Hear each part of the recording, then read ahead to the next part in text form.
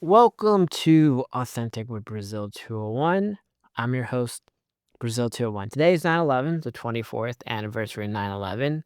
It seems like a very somber day, not just because it's 9/11 and the insane security measures that are all over Manhattan right now, because of the anniversary and because Trump and almost every elected official is at the Yankee game right now, but also it's only been 24 hours since the assassination of Charlie Kirk.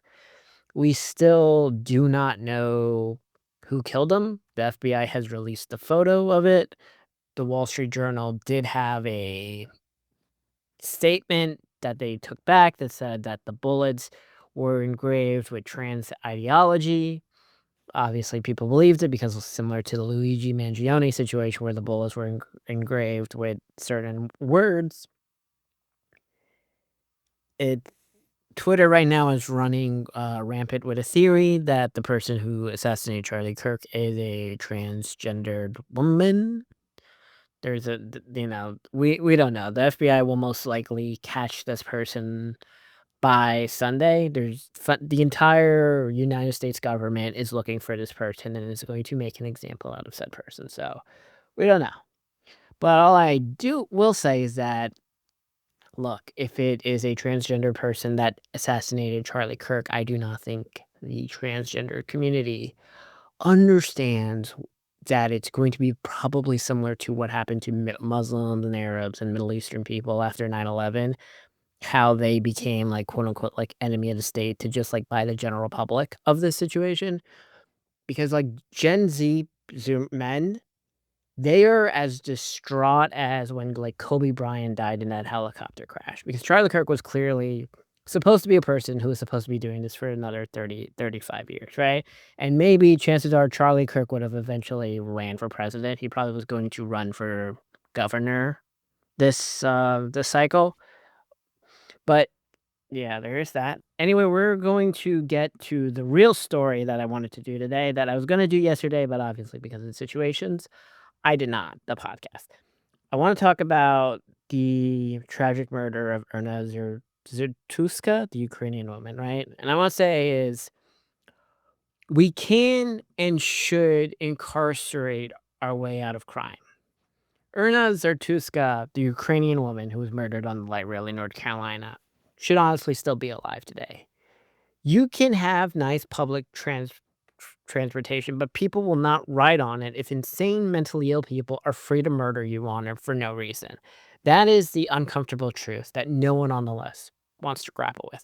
Yes, we can and should incarcerate our way out of crime. I do not know why people want to keep seeing these horrific murders and then allow the right wing to weaponize them into police militarization. The left should have solutions to public safety, and it should not just be ignore it or look at this graph. If the status quo continues, the right will scare everyone into submission the way they did in the 1990s. And the left insisting ignore it, my data says it's not bad, only gives the right more room to militarize police departments. The abundance crowd, the Zoran voters, the DSA accolades have no solution for this. Okay? And we just saw another horror 3 days ago, right? 2 days ago in Queens, Frank Olton and his wife, Maureen Olton, they're both 77, were tortured, stabbed, and tied up in their own home for 6 hours before they were set on fire. First responders found Frank tied to a pole in the basement with multiple stab wounds and his wife burned on the first floor. Police say a career criminal and sex offender on parole named Jaime McGriff spent hours inside before killing them. This is not a freak incident. It is the predictable result of like letting violent repeat offender cycles in and out of society. Public safety is the foundation for everything else. Nobody cares about transit expansions, affordable housing, or zoning tweaks if they feel like they're stepping outside could get them killed. The truth is simple. When people are afraid, they do not ride the train, they do not move into cities, and they do not trust government. I want you people, if you're in New York City, right, just ride any subway station, right? I mean, ride any subway, right? And even in the quote unquote good stops, you're gonna see some crazy crackhead incident that that's gonna happen. And that doesn't appear on quote unquote crime statistics, right? And then as you get into more dangerous areas of New York, you're gonna kinda feel uneasy, and, look, I'm not a white girl or any type of woman, and I know the crime, like, how they feel when they're on public transportation, right? And it's like, "Oh, just take an Uber." Ubers are worse because, like, women have to lie about the address, they have to put it, like, 2 blocks away and walk because they don't want the fucking Uber driver to know where they live. It is fucking chaotic to be a woman in fucking America in 2025. But look, instead of acknowledging like the reality, we get gaslit by woke progressives. You turn on The View or scroll through Kat Abou-Ghazala, the woke Zoomer and congressional candidate who does those stereotypical woke left things. They tell us that, quote unquote, it's real corny and a mark of low moral character to admit that you're discomforted by encountering people on public transit who behave in ways that telegraph the imminent possibility of violence or confrontation. Woke progressives think it is acceptable that in America, we have tactically abandoned certain public spaces to the most disordered and depraved among us because enforcing the law feels mean and makes us uncomfortable. They're more upset about anti-homeless public architecture. This is just unserious and it's dangerous. Critics will argue that some Republican states have high overall crime numbers, and that may be true.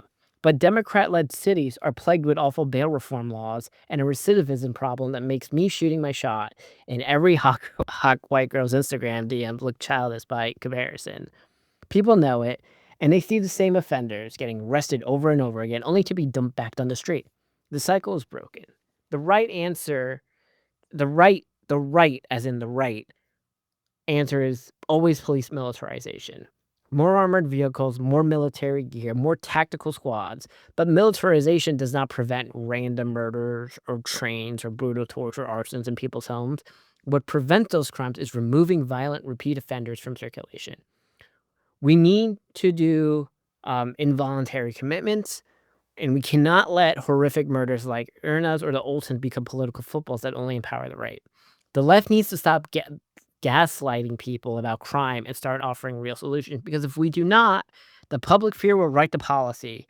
And after the Charlie Kirk assassination, I am firmly believing that Republicans are going to win massively in most of the House. Well, I think the Senate candidates like Mallory and maybe even myself may win. By the way, I still have no idea if I were to run in 2026, am I running as a Republican or a Democrat? Because I really don't know.